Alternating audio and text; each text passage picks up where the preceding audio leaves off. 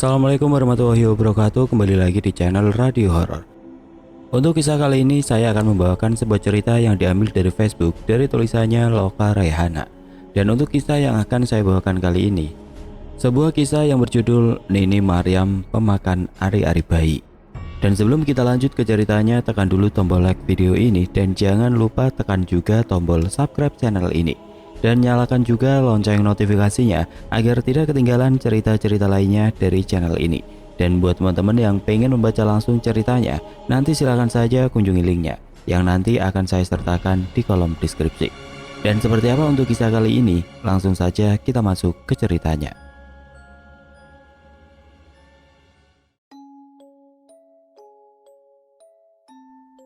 Di dunia ini hanya sementara tempat kita mengumpulkan bekal amalan menuju ke alam yang kekal.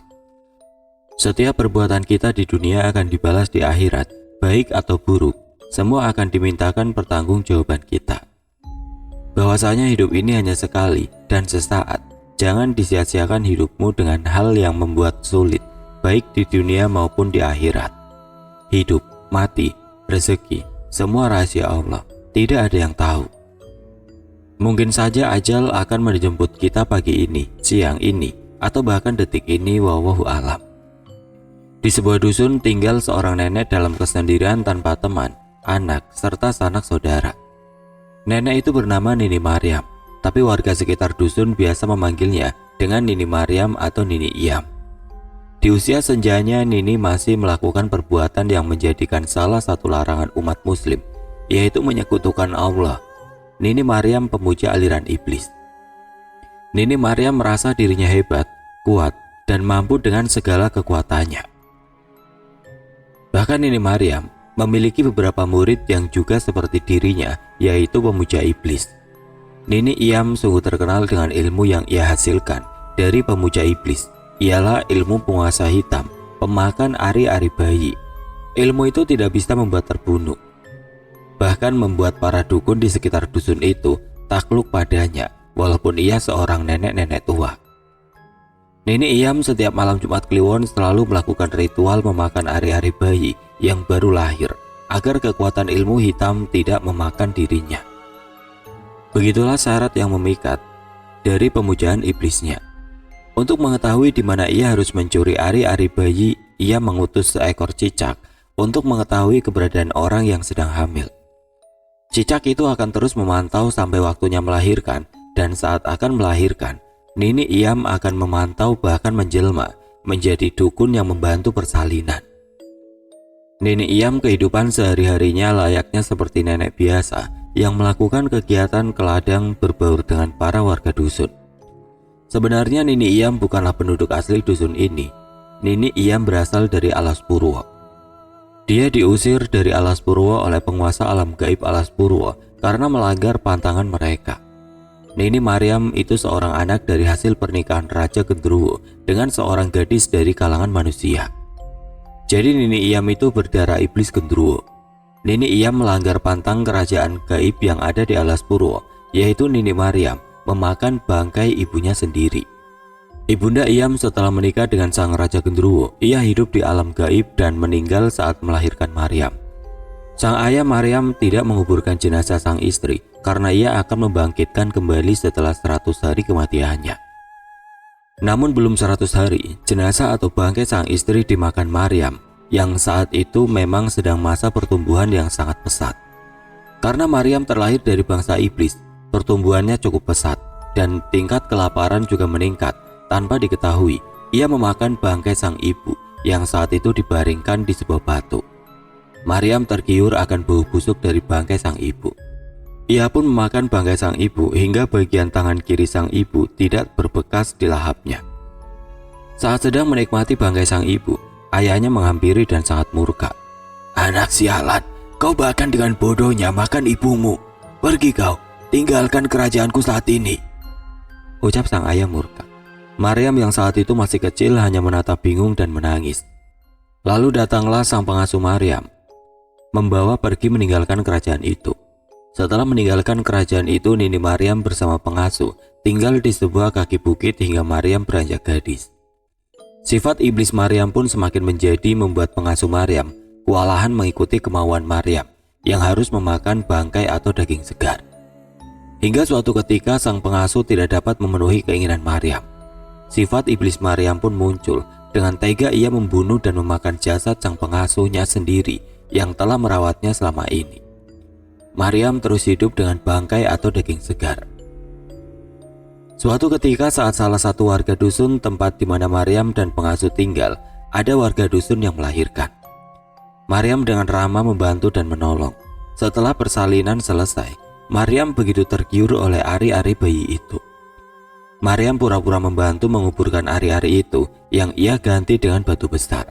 Sedangkan ari-ari bayi ia simpan di sebuah daun, lalu ia bawa pulang. Maryam pamit dengan orang yang ia bantu persalinan sambil tidak lupa menyembunyikan ari-ari bayi itu. Dengan tergesa-gesa Maryam tiba di rumah menutup pintu rapat-rapat dan dengan lahap memakan ari-ari bayi yang masih berlumuran darah. Semenjak itulah Maryam menjadi pemakan ari-ari bayi. Apabila Nini Maryam tidak memakan ari-ari bayi, maka semua tubuh serta wajahnya tidak cantik serta halus lagi. Rasa terbakar serta sakit akan menyiksanya. Pernah suatu ketika Nini Maryam tidak bisa makan ari-ari bayi, kulitnya berbulu, mukanya hitam, wajah menjadi tua, ditambah lagi rasa sakit yang menyiksanya. Saat kondisi seperti ini, tidak ada seorang pun yang mengetahui. Suara rintihan kesakitan Nini Maryam hilang seketika saat hadir sosok pria berbadan besar, berbulu, bau busuk, serta ada taring panjang menjuntai di bagian mulutnya. Sosok itu melihat Nini Maryam dengan tersenyum sambil berkata, "Kau tidak akan bisa kembali cantik, Maryam. Kau harus bisa hidup lebih lama dan kuat, serta ditakutin para pemilik ilmu hitam, asal kau terus melakukan pemujaan kepada aku." Ucap sosok itu, "Tolong bantu aku, rasa sakit ini agar hilang. Aku tidak tahan, apapun akan aku lakukan, asal rasa sakit ini hilang. Aku tidak butuh wajah cantik, aku hanya butuh kekuatan." Ucap Nini Maryam. "Aku akan membantu menghilangkan rasa sakitmu dengan cara kau harus terus memakan ari-ari bayi. Maka kekuatan ilmu hitammu bertambah dan kau kekal akan hidup selamanya di dunia ini. Semua orang akan tunduk padamu.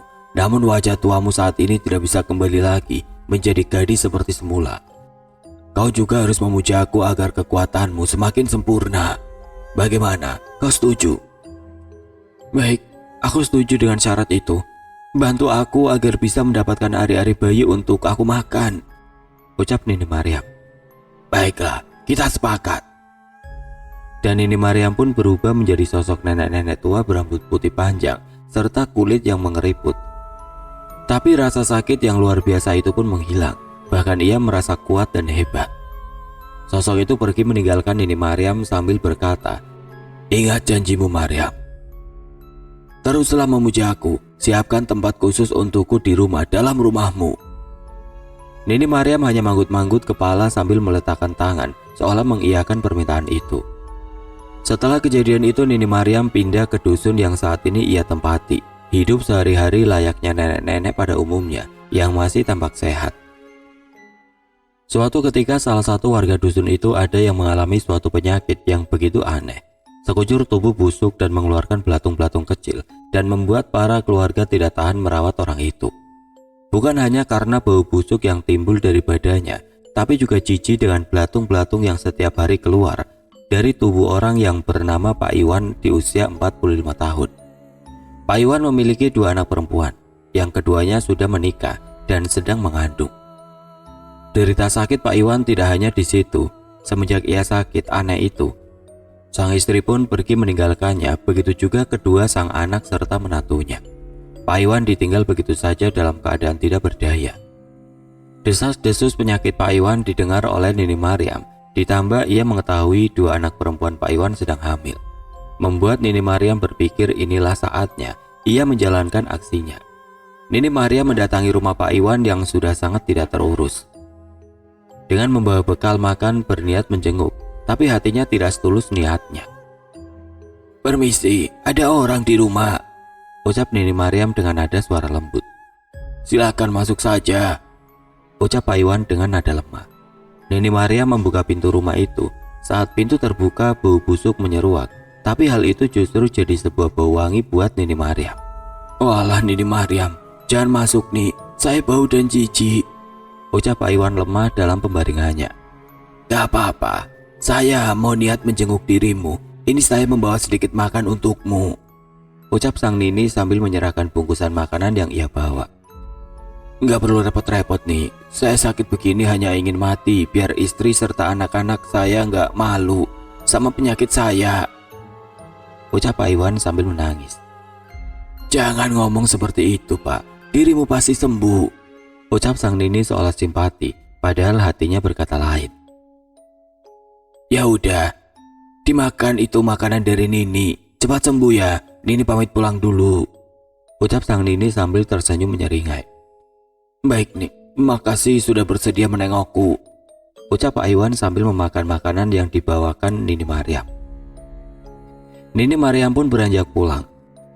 Saat tidak jauh dari rumah Pak Iwan yang memang berada di tempat yang jauh dari warga sekitar. Semenjak Pak Iwan sakit, keluarganya mengasingkan diri dari para warga dusun yang tidak tahan akan bau busuk dari sakitnya Pak Iwan.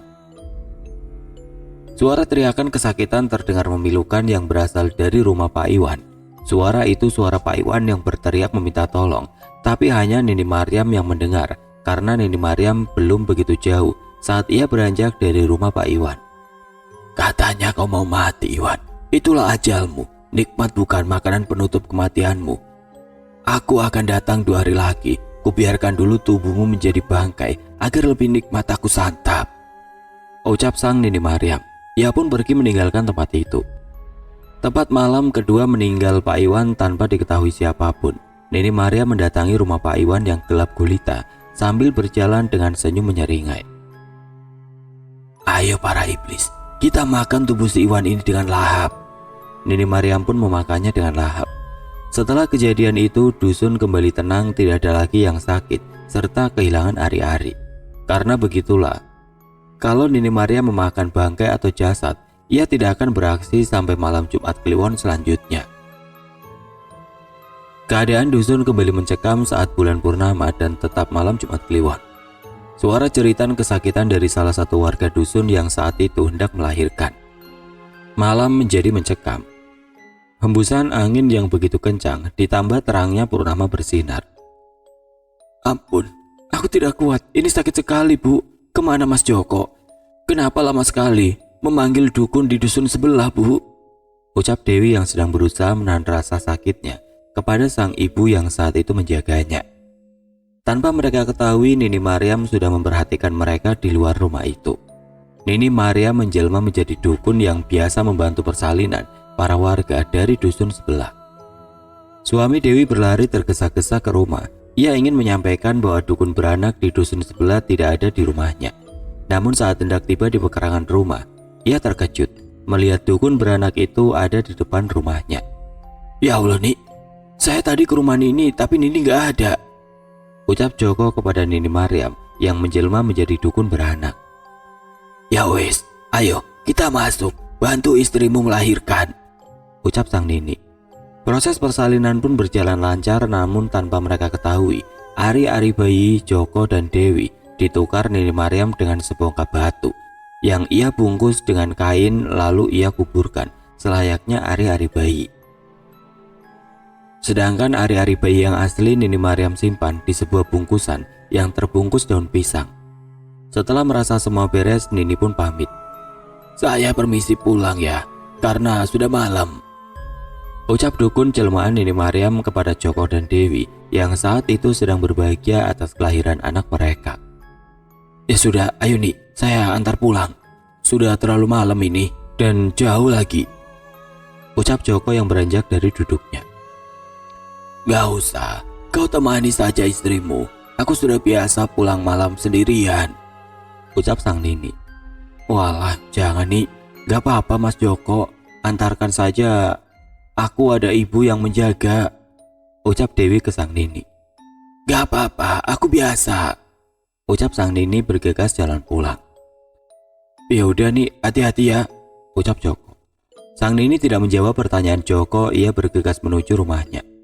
Saat sampai di rumah, Nini Mariam berubah menjadi wujud aslinya, lalu membuka bungkusan ari-ari bayi yang terlihat begitu menggiurkan baginya. Saat hendak melahap ari-ari yang masih bersimbah darah, ada sosok yang mendatanginya. Sosok itu begitu cantik dan berpakaian serba putih. "Cukuplah nak, cukup kau melakukan perbuatan ini. Ibu sedih melihatmu. Kembalilah ke alas Purwo, bertemulah dengan ayahmu dan memintanya untuk mencabut sukmomu agar kau tidak melakukan hal ini nak," ucap sosok wanita cantik yang tidak lain ibunya. "Siapa kau? Sembarangan mengganggu kenikmatanku," ucap sang nini murka ke sosok itu. "Aku ibumu nak, ibu yang melahirkanmu. Ibu yang dipaksa menikahi ayah iblismu hanya karena ayah iblismu menginginkan keturunan dari bangsa manusia. Karena dengan memiliki keturunan dari bangsa manusia, kekuatan dia bertambah dengan menghisap serta memakan tubuhmu hidup-hidup. Manusia dan iblis tidak boleh bersatu. Itulah kehendaknya Gusti Allah. Apabila kesesatan menghampiri hidupmu serta kemurkaannya menolakmu, kelak ajal menjemputmu." Wanita sok pintar. "Aku tidak akan mati karena ilmuku sakti mandraguna tidak bisa membuat aku mati," ucap sang nini Maryam sambil melanjutkan memakan ari-ari bayi itu. "Ajal sang Gusti sangat pedih nak. Ibu tidak ingin kau tersesat nak. Kembalilah ke alammu. Jangan lagi kau lakukan perbuatanmu itu." "Aku tidak peduli. Aku akan hidup selamanya dengan memakan ari-ari bayi ini dengan kenikmatan." "Baiklah, bila kau tetap akan pendirianmu, maka ridhoku tidak menyertaimu. Suatu hari kau akan menyesali perbuatan yang akan diketahui oleh semua orang di dusun ini." "Beraninya kau padaku, wanita sok pintar. Ini, rasakan mantra pembakar sukma," ucap Nini Maryam sambil membaca mantra. Tapi mantra itu tidak berefek apapun kepada sang wanita cantik yang tidak lain ibundanya sendiri. "Makhluk macam apa kau? Tidak bisa terbakar oleh mantraku?" tanya sang nini ke wanita yang tidak lain ibundanya yang telah meninggal. "Aku hamba Allah yang diizinkan membawamu ke dalam kebaikan cintaku untuk ke jalan yang Gusti Allah serta ridhoku." "Aku tidak percaya pada siapa itu Gusti-Gusti, karena akulah yang paling kuat sejagat raya alam ini," ucap Nini Maryam.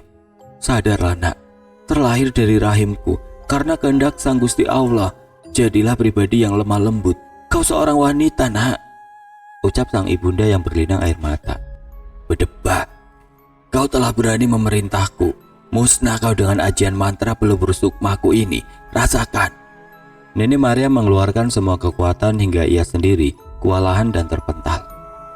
"Wahai wanita, siapa kau sebenarnya?" "Aku adalah ibumu nak. Percayalah hal itu. Ibu yang melahirkanmu, walaupun aku tidak membesarkanmu nak, karena kematian memisahkan kita." "Kenapa kematian itu memisahkan kita? Kenapa?" tanya Nini Maryam penuh amarah. "Karena kita makhluk ciptaan sang Gusti Allah. Setiap yang bernyawa akan mengalami kematian. Itulah yang dituliskan dalam kitab suci Al-Quran nak. Aku bukan makhluk Gusti Allah itu. Aku makhluk yang tidak akan bisa mati. Ingat, karena aku ratu penguasa kegelapan dari pemuja iblis," ucap Nini Maryam dengan angkuh. Walaupun keadaan sudah lemah akibat mengeluarkan mantra pelebur sukma agar sang ibu hangus terbakar, tapi Korin ibundanya baik-baik saja. "Sudahlah nak, kembalilah ke alas Purwo ke kerajaan ayahmu. Minta ayahmu mencabut sukmo agar kau kekal abadi bersama ibu." "Kau akan kekal abadi bersama. Ini karena ketidaktahuan akan agama nak," ucap sang ibu mendekati Nini Maryam yang saat itu sudah tidak berdaya lagi. Dengan rahasia Allah, Korin sang ibu membawa Nini Maryam ke kerajaan ayahnya untuk bertemu dengan sang ayah. "Temui ayahmu, minta dia mencabut sukmomu. Hanya dia yang bisa mencabut sukmomu nak." Dengan tertati-tati Nini Maryam menemui sang ayah. "Salam hormat Baginda Raja. Aku Maryam, mengaturkan sembah hormat pada Baginda Raja," ucap Nini Maryam dalam kondisi tua renta, lemah tidak berdaya. "Kau kembali anakku, kemarilah mendekat denganku," ucap sang Raja Iblis Gendruwo. Nini Maryam berusaha bangkit dari duduknya, namun apa daya, kondisi tidak mampu sang raja pun menghampirinya. "Apa yang terjadi denganmu nak? Kenapa kau begini? Siapa yang melakukan ini padamu?" ucap tanya sang raja. Aku Kang Mas, aku tidak ingin anakku bernasib sama denganku. Maka aku mohon lepaskan Sukmonya. Biar dia tenang dengan kekal abadi bersamaku. Sudah cukup semua perbuatannya, ucap Korin ibu Nini Mariam. Dia anakku, biarkan dia tinggal bersamaku, ucap Angku sang raja. Kau hanya ingin memanfaatkannya agar kekuatanmu pun bertambah kuat. Sudah cukup kau melakukan itu padaku, ucap sang ibu dengan berderai air mata. Melihat wanita yang ia cintai tanpa belas kasih, Raja Iblis mencabut Sukmo Nini Mariam dari raganya, hingga Nini Mariam menjerit kesakitan yang luar biasa, dan Nini Mariam pun meninggal seketika bersama tetesan air mata yang mengalir di kelopak mata indahnya. Kini jasad Nini Mariam berubah menjadi wanita cantik seperti sedia kala, dan sang raja menyuruh beberapa pengawalnya membawa jasad itu ke sebuah tempat. Hingga kini tempat jasad Nini Mariam berada tidak seorang pun ketahuan. Dan Nini Mariam pergi bersama sang ibu dengan senyuman. Sukma yang lepas dari raga tidak selamanya mati. Kekal abadi bersama kebaikan atau keburukan perilaku kalian selama hidup kalian. Terus perbaiki diri menjadi lebih baik. Tidak butuh pengakuan baik dari orang, karena kebaikan akan terlihat dalam sebuah buku catatan amalan kebaikan kelak.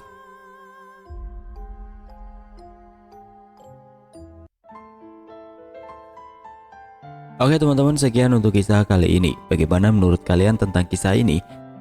Tulis komentar kalian di kolom komentar. Dan semoga apa yang sudah saya sampaikan dalam kisah ini dapat dijadikan pembelajaran untuk kita semua. Dan buat teman-teman yang baru bergabung, jangan lupa untuk like, komen, share, serta subscribe channel ini.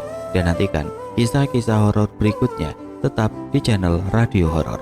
Wassalamualaikum warahmatullahi wabarakatuh.